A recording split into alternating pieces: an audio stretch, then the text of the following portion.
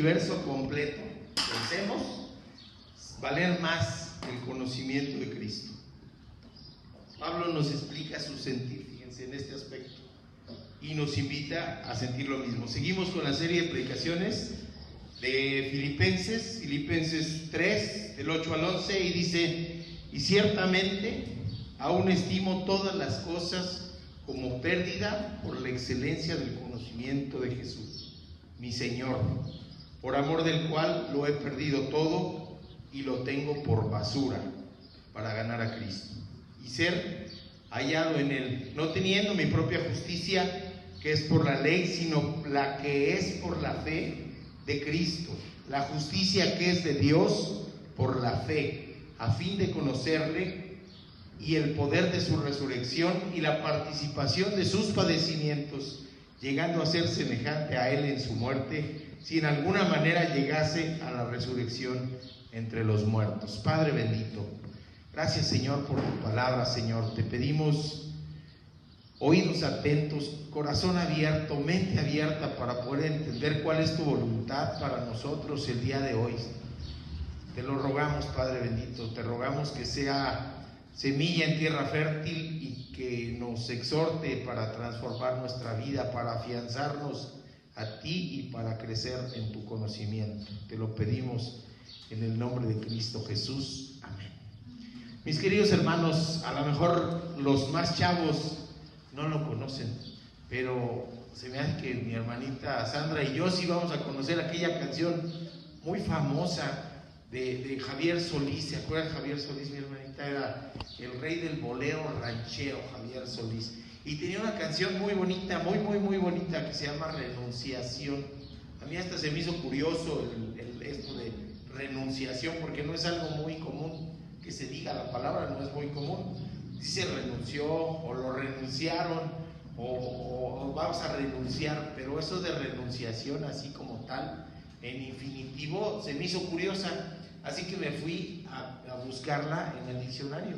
Y renunciación ocurre cuando alguien deja algo sin sentir dolor por dejarlo. Así que Pablo nos está enseñando lo que es la renunciación de muchas cosas, y pues vamos a ver esto. El sermón se llama La excelencia del conocimiento de Jesús, pero la primera enseñanza se llama Renunciación a lo que fui. Fíjense, sin dolor, y está basada en Filipenses 3, del 8 al 11, y dice así: escuchen las palabras ya teniendo en mente lo que es una renunciación. Dice: y ciertamente aún estimo todas las cosas como pérdida por la excelencia del conocimiento de Cristo Jesús, mi Señor, por amor del cual lo he perdido todo y lo tengo por basura para ganar a Cristo. Fíjense qué interesante. ¿A qué renunció Pablo? ¿De qué nos habla esa cuestión de la renunciación? Dice Pablo en su palabra, y lo pongo entrecomillado: a todas las cosas. ¿A qué renunció? A todas las cosas. No algunas, no. Dice Pablo, renunció a todas las cosas. ¿Qué es lo que tenía Pablo? A la que pudo renunciar sin dolor, sin pesar, sin haber dejado atrás esa vida. Fíjense, si tuviéramos que renunciar a lo que no es fácil dejar, si tuviéramos que renunciar a lo que nos es incómodo, si tuviéramos que renunciar a lo que es desagradable, si tuviéramos que renunciar a lo que no nos gusta, pues hasta sería fácil, ¿no? Sería un alivio. Pues si es algo que me está incomodando, dejarlo sería fácil. Pero Pablo no renunció a las cosas fáciles. Pablo tenía una vida hecha cuando tuvo su encuentro con Cristo. Si fuera solamente lo desagradable, lo difícil, lo poco satisfactorio, verdaderamente sería sencillo. Pero no, Pablo de lo que está hablando, de todo lo que había considerado bueno, agradable, positivo y valioso en su vida. Y en los versículos previos nos los explica. Y eso es de lo que está hablando Pablo, de haber renunciado a esas cosas que eran valiosas, que le daban estatus, que le daban poder, que le daban un ser alguien, como ahora dicen, gente de bien. Así era Pablo, era gente de bien, según la visión de los judíos de aquel entonces. Porque Pablo, lo dice en los versículos previos, los que estudiamos la semana pasada, era hebreo de hebreos, fariseo, ciudadano romano, comprado la ciudadanía mediante mucho dinero, porque su familia era rica. Ellos hacían tiendas de piel y habían adquirido la ciudadanía romana a gran costo, pero la habían adquirido, así que era ciudadano romano. Y además estaba estudiando con uno de los mejores maestros de los fariseos, con Gamaliel, y tenía un lugar prominente en ese partido religioso, eran los fariseos. Había dos, los fariseos y los saduceos, pero predominaba en el Sanedrín, es decir, y hagamos de cuenta, en el Senado, porque eran 71 de los sacerdotes los que gobernaban desde el punto de vista político y religioso al pueblo hebreo. Y ahí estaba Pablo, muy cercano a ellos, muy probablemente a punto de convertirse en alguien del Sanedrín cuando alguien lo jubilara. A eso estaba en ese nivel. Tenía buenas relaciones Pablo, se codeaba con los grandes, tan es así que les pidió autorización y se lo dieron para perseguir a la iglesia. Así que Pablo tenía un buen nivel, tenía un buen estatus. Era más fácil permanecer en esa vida. Era más difícil renunciar a eso, y sin embargo Pablo lo hace. Y además, fíjense qué interesante, hace su renunciación, lo deja sin dolor. ¿A cambio de qué? Del conocimiento de Cristo Jesús. A todo eso deja Pablo, todo eso lo deja atrás. A cualquier mérito que hubiera ganado referente a su posición privilegiada, lo deja atrás. Grandes relaciones sociales, gran ingreso económico, una profesión secular interesante. A todo eso Pablo les dice no. Incluso renuncia a formar una familia. Pablo sabe que es enviado por Jesús resucitado, que se le aparece en el camino a Damasco, y que no va a estar fijo en un lugar, y que no es hombre para una familia. Y él renuncia a eso.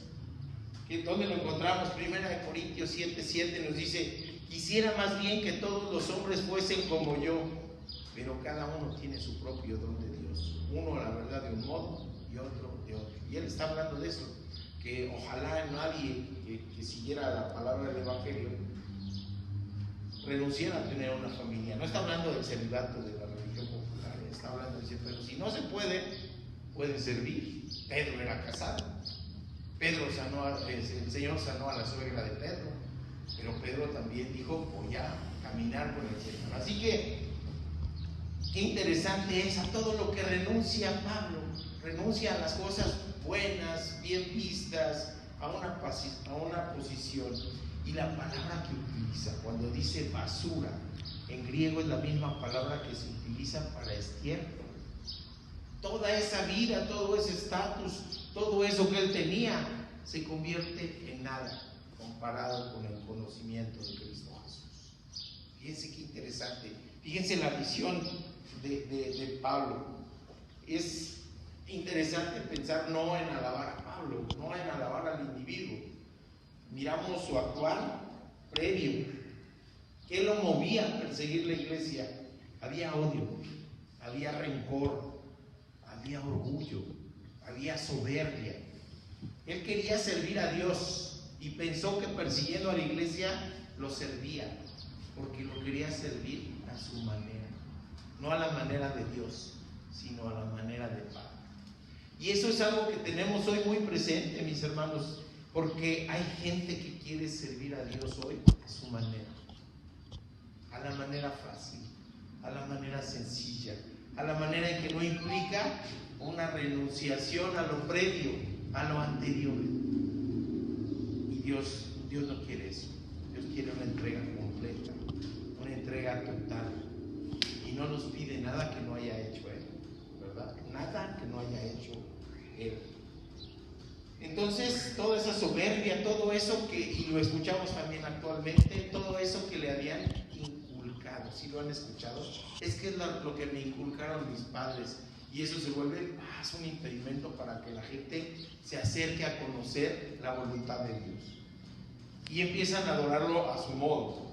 Y Pablo nos dice también, empezando las palabras, nos dice ciertamente, ciertamente, todo eso lo considero basura. Es decir, con certeza, sin asomo de duda, firmemente cierto en la valoración de las cosas y sin atisbo de variación.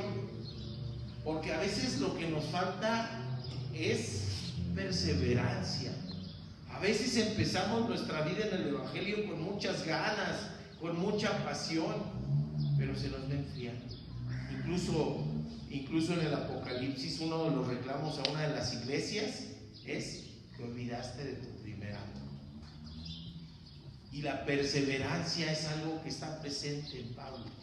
Pablo está escribiendo esto alrededor de 30 años después de su conversión al Evangelio. Es decir, ha caminado toda una vida en perseverancia con Jesús. No empezó como caballo desbocado y después Él nos cansó. No, persevera. 30 años y ahora está en la cárcel cuando escribe esto.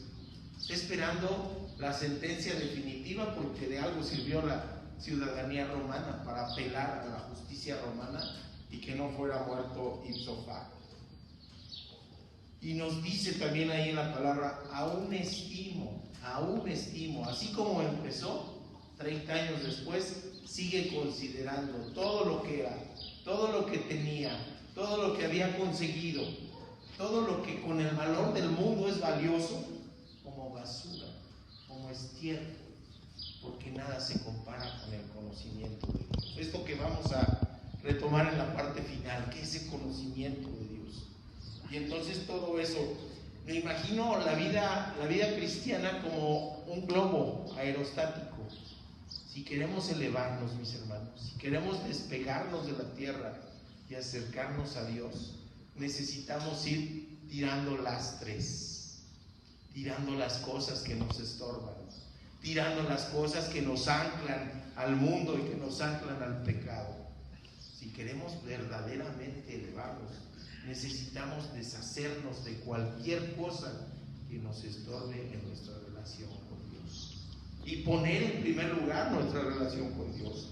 Es la parte importante, es un lastre. Si no lo hacemos, las traemos cargando y no podemos despegar. Somos como un globo aerostático.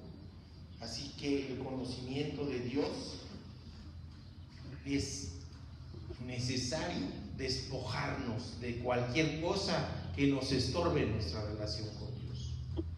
Y el conocimiento verdadero de Dios solo es posible a través de Jesucristo, solamente, en exclusividad.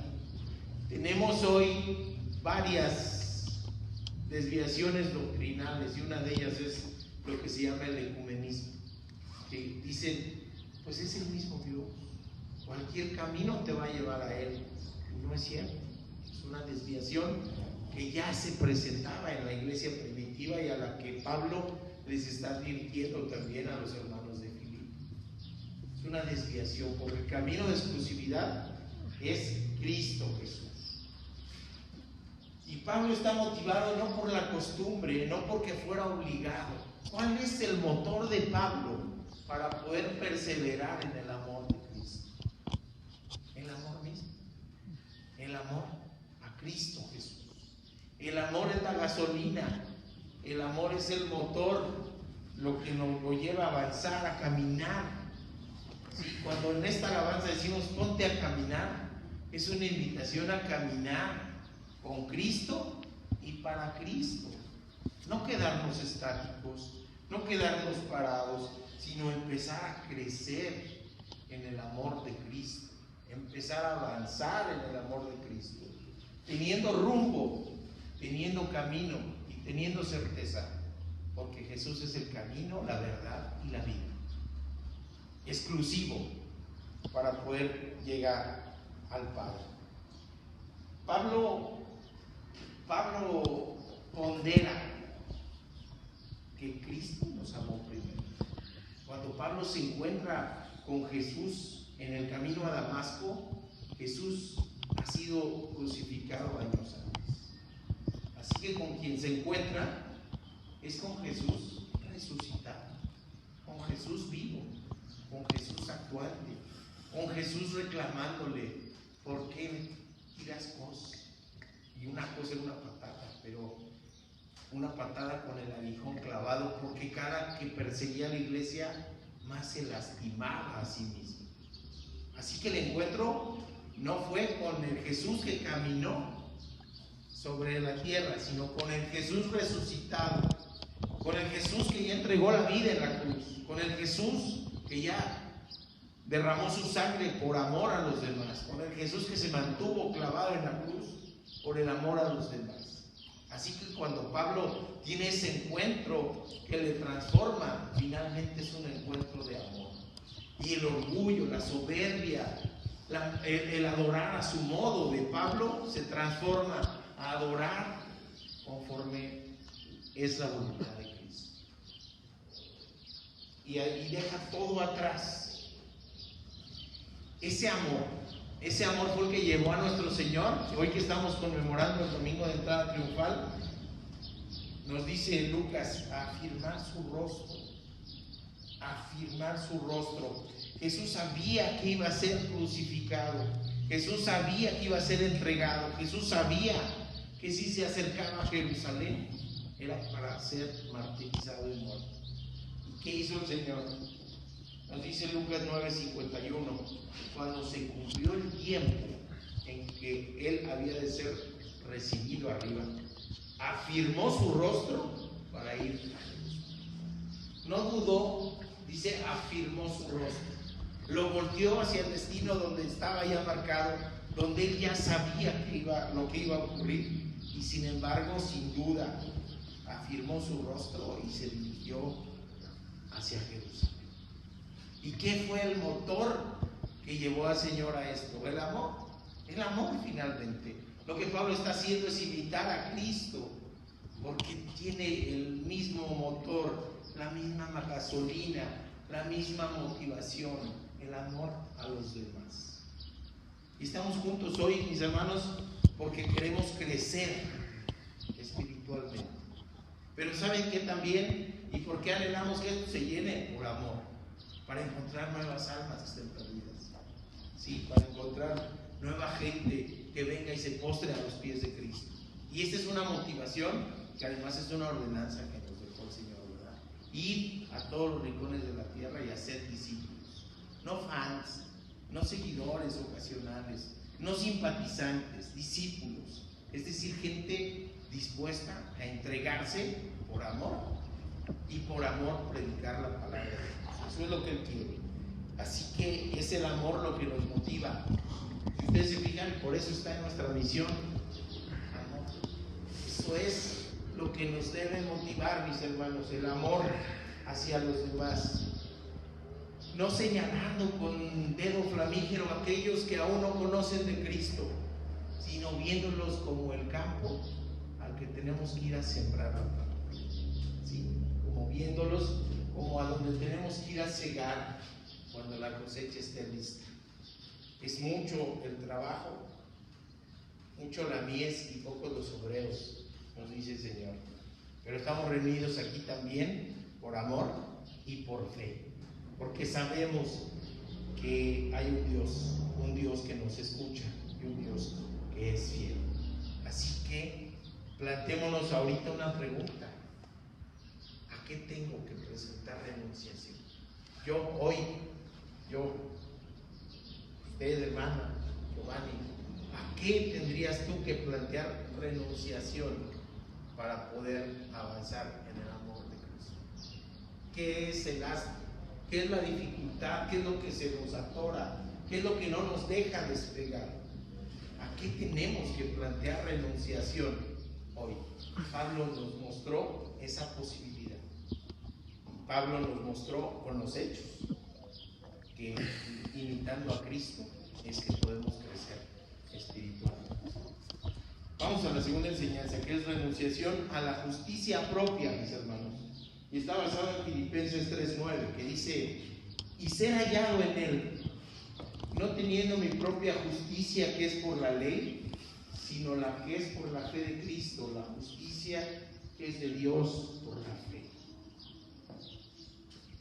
Fíjense qué interesante. casi terminan leyes, ¿verdad, Giovanni? ¿O ya acabaste? Volvemos a platicar, curiosamente, lo que platicamos hace años. ¿Para qué sirve la ley? ¿Para qué es la ley? La ley nos sirve para marcar conductas inaceptables desde el punto de vista social y ser punitiva. No hay ninguna ley positiva que diga, te voy a premiar el amor, ¿verdad? Te voy a premiar tus dádivas. No, todas las leyes nos marcan conductas que no son adecuadas. Nos marcan conductas que se desvían de lo que uno quiere y nos marcan las penas que uno debe tener como consecuencia de eso. Y Pablo estuvo dispuesto a correr la consecuencia. Porque Pablo, cuando toma el camino del Evangelio, cuando Pablo acepta seguir a Cristo, predicar a Cristo, inmediatamente lo vemos en el capítulo 9 del libro de los Hechos. Inmediatamente Pablo se convierte de perseguidor en perseguido y está dispuesto a pagar por ello, por amor a Dios. Y está dispuesto a perder su herencia, está dispuesto a perder su estatus, está dispuesto a perder su nivel de maestro, está dispuesto a perder su lugar en el Sanedrín. No es como los políticos que dicen, no, yo me aferro al hueso. No, él dice, todo eso lo tomo por basura, porque me voy a poner no del lado de la ley humana, sino del lado de la ley divina. Me voy a poner del lado de Cristo. Pablo lo acepta y lo sabe. Por eso dice que renuncia a la ley propia. Y es algo bien interesante, porque tenemos en el mundo popular, en la religión popular, y desgraciadamente en algunos hermanos, aquellos que piensan que puedan ser lo suficientemente buenos y libres de pecado como para ganar la salvación por sus propias obras. No, Pablo sabe que eso no es cierto. Pablo acepta cambiar de ser Saulo de Tarso, así hasta con apellido, porque así se estilaba decir el nombre y la ciudad de donde procedían, o quiénes eran sus ascendientes, ¿verdad? Decían, por ejemplo, Jesús, hijo de David, porque venía de la tribu de David. O aquí era Pablo de Tarso, de aquella ciudad tan grande, de aquella ciudad tan cosmopolita, tan rica, donde había gente prominente desde el punto de vista económico y político, porque eran ciudadanos romanos. Y acepta cambiar, ser transformado para ya no ser Saulo de Tarso, sino Pablo. ¿Qué quiere decir? El pequeño. Así que la gente, al verle y al escucharle, Pablo quiere que no lo vean a él, quiere que vean a Cristo. Fíjense qué interesante. Por eso dice, quiero que me hallen en él, porque Pablo no quiere brillar por luz propia. Pablo lo que quiere es que cuando la gente diga, oye, ¿por qué se porta así? ¿Por qué hace así? ¿Por qué predica así? ¿Por qué habla con tanta pasión? No lo vean a él, sino que vean a Cristo. Por eso Pablo quiere ser hallado en Cristo, nos dice su palabra. Quiero que me hallen en él. Quiero que si estudian a Cristo, vean que Pablo es un obrero que por amor a Cristo trabajó. Pero que las palabras de Pablo no hablan de Pablo, sino hablan de Cristo. Por eso su anhelo es que le hallen en Cristo, y que hallen a Cristo en sus palabras, y que hallen a Cristo en su testimonio, en su diario andar. Pablo quiere que en ese testimonio, en su prisión, y es más, en su inminente posibilidad de muerte, la gente vea a Cristo. Fíjense qué interesante. Ser hallado no quiere decir solamente ser encontrado, como él mismo fue encontrado por Cristo, sino ser hallado quiere decir estar familiarizado, estar asociado, convertido en un referente de Jesús. Y después viene el meollo del asunto. Pablo nos habla de la justificación y de la salvación por gracia, no por obras. ¿Qué es eso de la justificación? Ser presentado ante el Padre en el momento del juicio como alguien justo, pero no por sus obras, sino por la fe en Cristo Jesús. Es el meollo del asunto, la salvación por gracia y no por obras. La ley está escrita para marcar esas conductas indeseables y desaprobadas, lo malo y lo inaceptable. Pero Pablo no habla de que le miren y digan, qué bueno es, mira, ha cumplido y eso es lo que lo salvó. Eso sería su propia justicia y sería orgullo y sería soberbia, gloriarse a sí mismo y vanagloriarse de una buena conducta. Les quiero contar, hace un par de meses me subí en un taxi cuando voy a dar consulta a la Ciudad de México. Llego a la central camionera, me subo en un taxi y el taxista, Fidencio se llama, por cierto, Fidencio me empezó a decir, lea usted la Biblia y pórtese bien, porque ahí está el meollo de todo el asunto, portarse bien, portarse bien, portarse bien, portarse bien. Después de un rato le dije, oiga, ¿y usted ha oído de la salvación por gracia? No, no sé qué es eso. Ya le dije, es que nos dice la palabra de Dios en Romanos 3:10, no hay justo ni aún uno. No hay quien entienda, no hay quien busque a Dios. Todos se desviaron, a unas se hicieron inútiles y no hay quien haga lo bueno, ni siquiera uno. Y después le leí un pasaje de Efesios. ¿Cuál creen que fue su reacción? Fíjense qué interesante. Me cambió el tema, empezó a hablar del tráfico. Le incomodó pensar que solamente por fe podemos ser salvos. Tenía su idea muy arraigada. Creo que era buena su intención de hablar del buen comportamiento. Me dio algunas citas bíblicas. Y podríamos decir, bueno, entonces me enfrento con él y lo confronto y le digo, pero no. Yo creo que hablando con él de manera adecuada pudiera ser un buen hermano, si con esa misma pasión entiende lo que es la salvación por gracia. No me ha vuelto a tocar Fidencio, pero espero que me vuelva a tocar, porque ahora me voy a escuchar a mí desde que me suba, ¿verdad? Porque dice, ya no es por obras.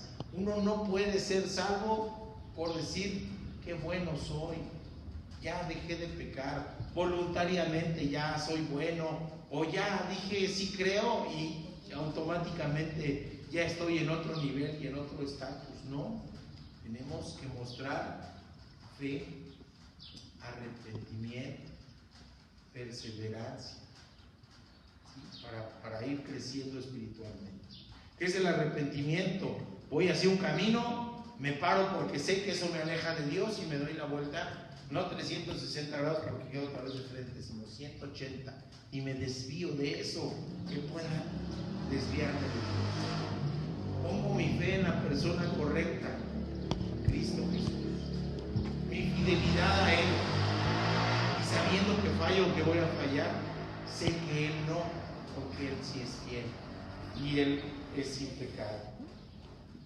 Seguimos con Romanos, que dice, por cuanto todos pecaron, están destituidos de la gloria de Dios. ¿Quiénes? Todos, no hay uno solo que sea justo, uno solo que pueda ser presentado ante el Padre como justo. No lo hay, si no tenemos un divino abogado que se llama Cristo Jesús. Y Él sí nos dice, es justo, ahora sí te estoy justificando, porque ya lo convertí en justo, porque yo, dice Cristo, yo pagué por Él en la cruz del Calvario. Pero si no lo aceptamos como Señor y Salvador, estamos renunciando al abogado, estamos renunciando a ser justificados y estamos renunciando a la salvación por la gracia. Así que de eso trata Pablo cuando está hablando, que no quiere ser hallado en su propia justicia, sino en la salvación por la fe en Cristo. Y nos dice en Romanos 3, versículos 24 y 26, para explicárnoslo, siendo justificados gratuitamente por su gracia, mediante la redención que es en Cristo Jesús, a quien Dios puso como propiciación por medio de la fe en su sangre, para manifestar su justicia, a causa de haber pasado por alto en su paciencia los pecados pasados. Fíjense qué interesante. En su justicia el juez divino puede decir: sí, lo que fuiste quedó atrás. Lo que fuiste ya no importa. Claro, si dices que cambias, si no cambias, por supuesto no es un permiso para el pecado.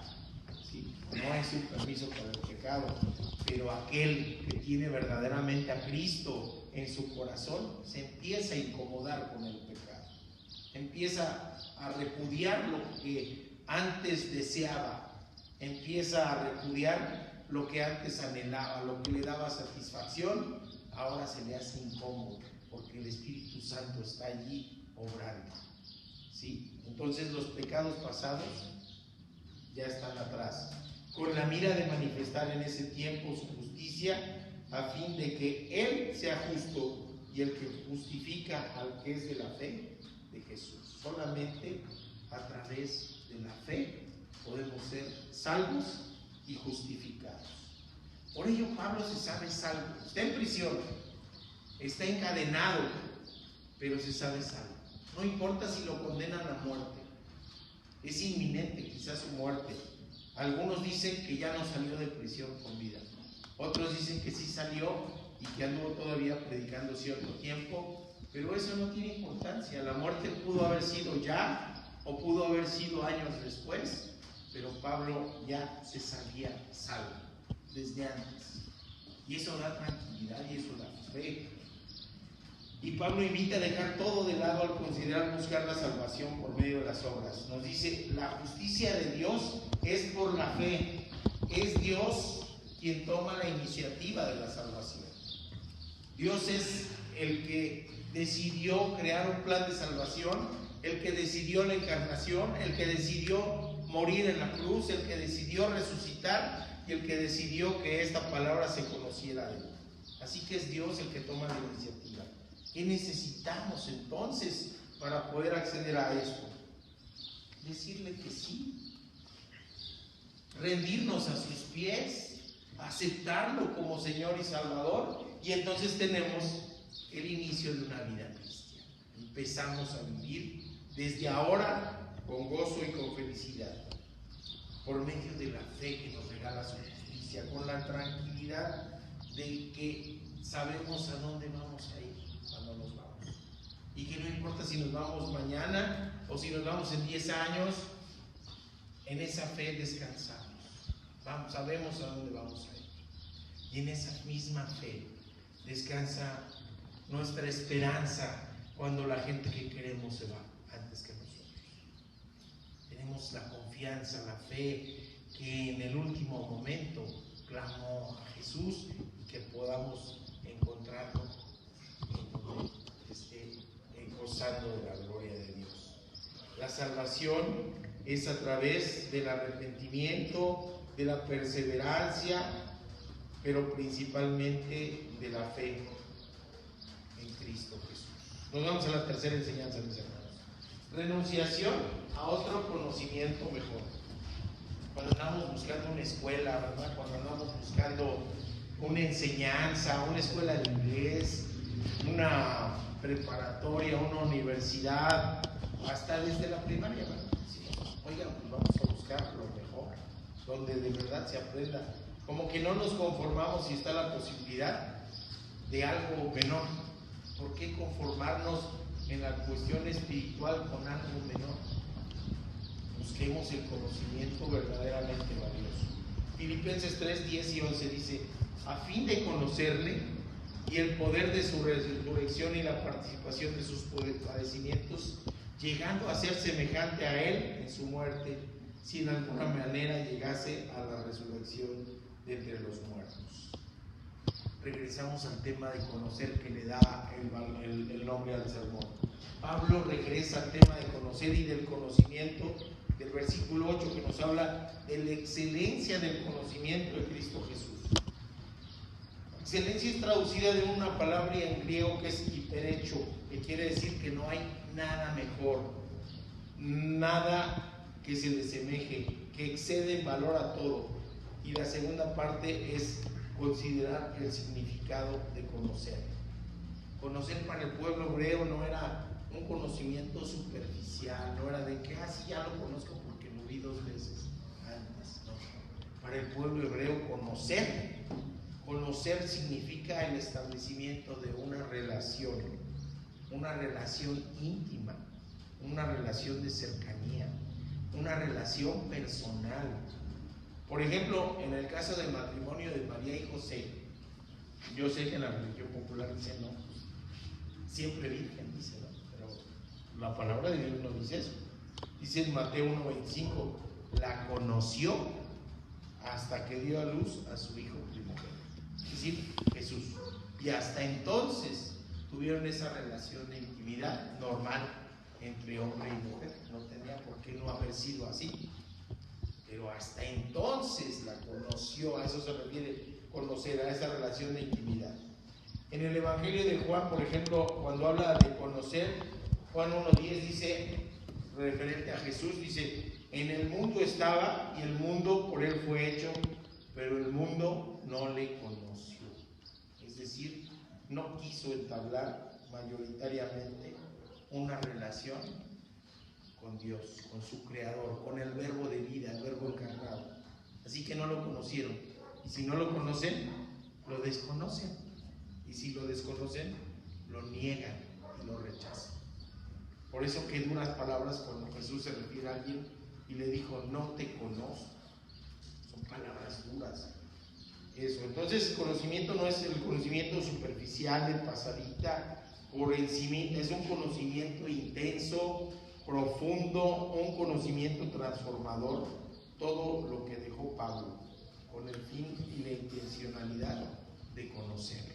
Fíjense qué interesante, porque Pablo al final de cuentas dice, quiero conocerlo, quiero entablar una relación estrecha con él, quiero irlo entendiendo, quiero comprenderlo, quiero discipularme por él, quiero disciplinarme para él, y esa es la manera de irlo conociendo. Fíjense qué interesante esto. Conocer es establecer esa relación de entender y disfrutar de su poder. Hay matrimonios que después de años dicen, es que no lo conozco o no la conozco, ¿verdad? ¿Y qué sucede? Que ya no es el mismo que yo conocí, ya ha cambiado tanto que ya no sé ni quién es. No sé si lo han escuchado, ya no sé ni quién es, no lo conozco, porque se ha perdido esa relación de intimidad, esa relación de conocimiento, esa relación de ayuda mutua. Y es necesario restablecerla para restablecer el matrimonio. En ocasiones pues es imposible cuando no hay perdón, cuando no hay posibilidad de que una de las partes tenga la tranquilidad, el deseo, es más, la necedad de perseverar en el matrimonio. Pues decimos, seguimos juntos por la gracia de Dios y por la necedad de alguno de los dos que dice, no, yo y aquí sigo, y aquí me mantengo firme, ¿verdad? Porque a veces no es así. Pero cuando se camina con Dios, cuando se tiene una relación personal, individual, íntima con Jesús, para escucharle, para obedecerle, para participar, nos dice Pablo, en su padecimiento y en su muerte. Participar en su muerte, con sentido y con razón, no una muerte sin sentido, como las que desgraciadamente tenemos en jóvenes que se pierden en las drogas y dice, murió, híjole, y era tan joven, sí, pero vivía sin sentido y murió sin sentido. Pero hay sentido en la muerte, sí podemos tener sentido en la muerte. Tenemos posibilidad de que una muerte transforme. Fíjense qué curioso, no al que se va, sino a los que se quedan. Que una muerte que una muerte restaure relaciones. Así que puede haber muertes con sentido. Y hay gente que muriendo tiene esa preocupación y les habla a los hijos peleados y les dice, por favor, perdónense, restáurense. Sabe que no va a estar ahí. El moribundo sabe que no va a estar ahí, pero le quiere dar sentido a su muerte. Y Pablo le quiere dar sentido a su muerte, no importa que ya vaya a morir, porque esté en la cárcel esperando condena.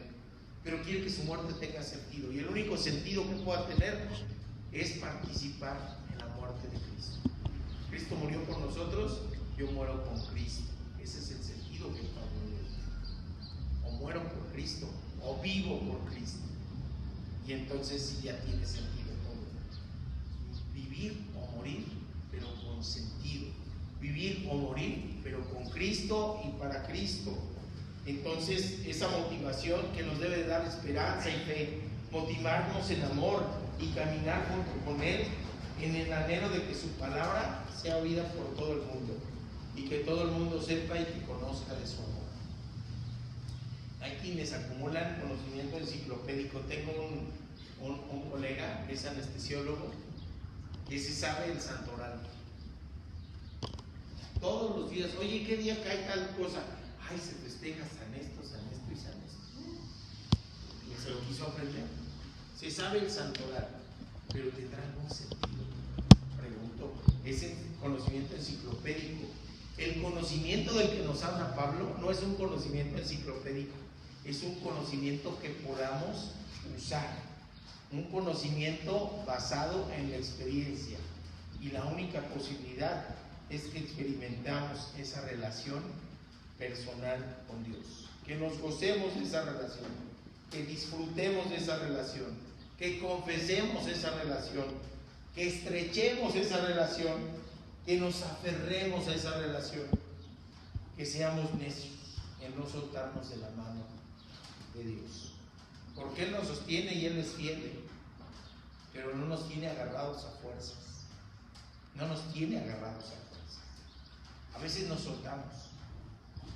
soltamos y queremos andar como los niños pequeños por nosotros mismos, y es cuando caemos, y es cuando tropezamos, y es cuando nos raspamos, y Dios es tan amoroso que nos levanta y nos dice otra vez: no te sueltes, aquí estoy, no te sueltes, aquí estoy. Nos soltamos por rebeldía, porque queremos pensar que si somos independientes vamos a ser más felices, y eso es una falacia, eso es una mentira.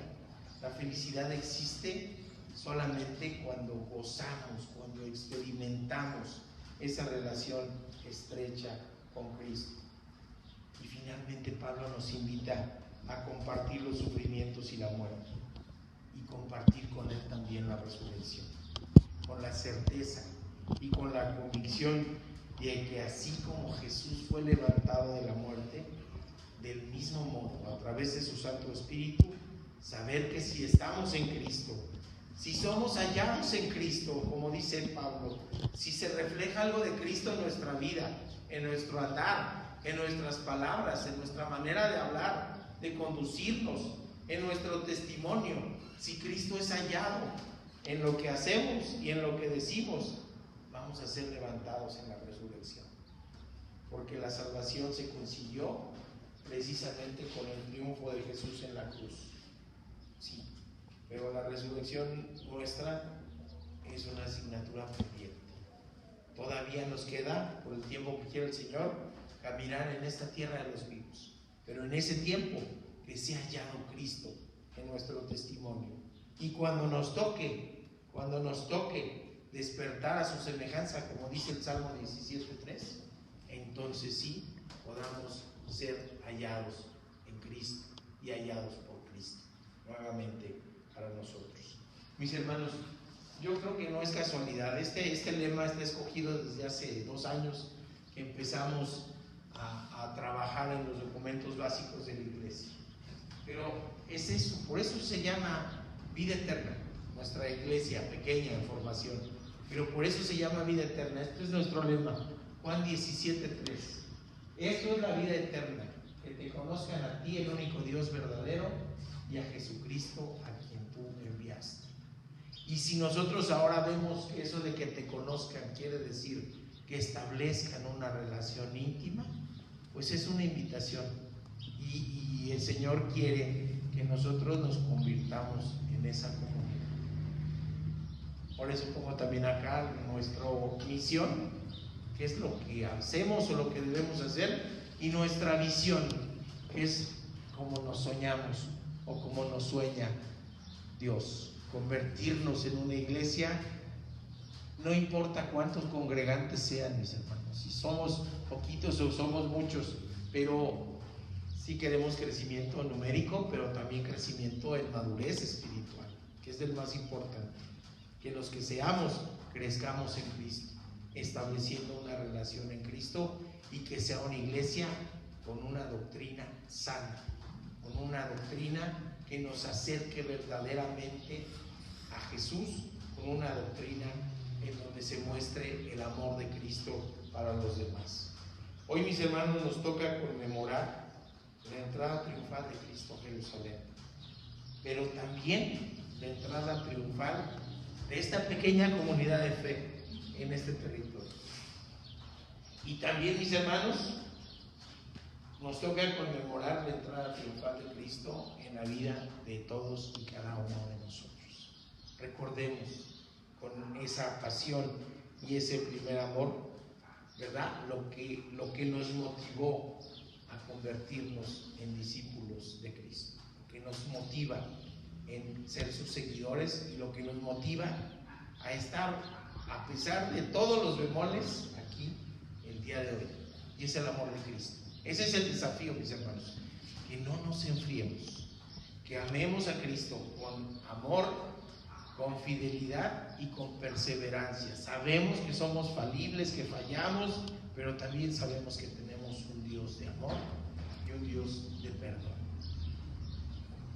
Padre bendito, gracias Señor, gracias por estos momentos en que podemos sentir tu presencia, Señor, en nuestras vidas. Gracias por esta comunidad de fe que empieza su caminar, Padre bendito. Gracias por este lugar que tú nos diste, con esa premura, pero también con esa lindeza de los anfitriones que se pusieron a trabajar con nosotros como si fueran nuestros hermanos en la fe. Que escuchen también de tu palabra, Padre. Te damos gracias por todas y cada una de las personas que están aquí, por las familias representadas, por aquellos que queriendo no pudieron estar aquí, que están ausentes. También nos ponemos en tus manos, Padre bendito. Y por aquellas otras familias que queriendo acercarse a una comunidad de fe tuvieron dificultades y no lo pudieron hacer, también bendícelas, Padre bendito. Permite que se integren en esta comunidad de fe. Nos ponemos en tus manos preciosas, Señor, sabiendo que eres tú quien obra en nuestras vidas, y te damos gracias por estos momentos en que podemos estar unidos en torno a ti y a tu palabra. Te pedimos, Padre bendito, que tus palabras caigan en tierra fértil, que en nuestro corazón y en nuestra mente haya exhortación para la obediencia, y que nos des también, Padre bendito, fuerzas para perseverar en tu palabra. Te lo pedimos en el nombre de Cristo Jesús. Amén. Gracias.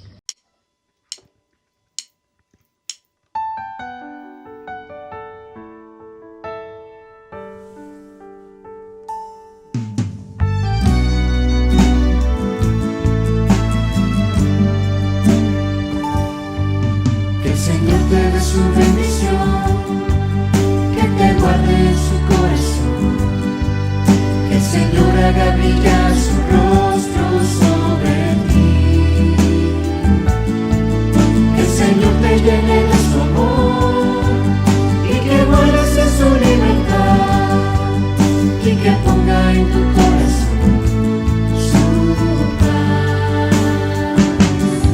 Cuando la vida y la muerte pierdan su sentido, cuando el camino se haga duro y no puedas seguir, recuerda que el tiempo por el gozo puesto enfrente suyo nos liberó por esa gran victoria de la cruz. El Señor te dé su bendición, que en sus brazos puedas descansar y que llegues hasta el fin viviendo en gratitud por los frutos que el Señor te dio y la bendición de compartir por la vida el camino de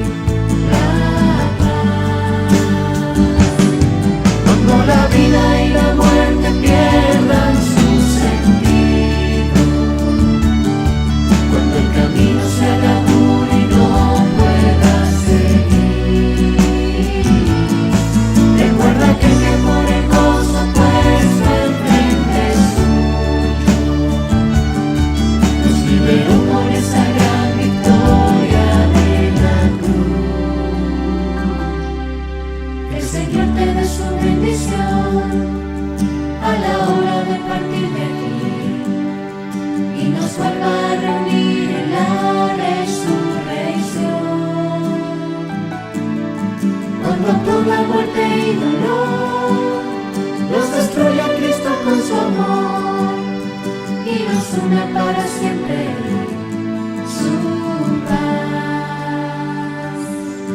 y nos una para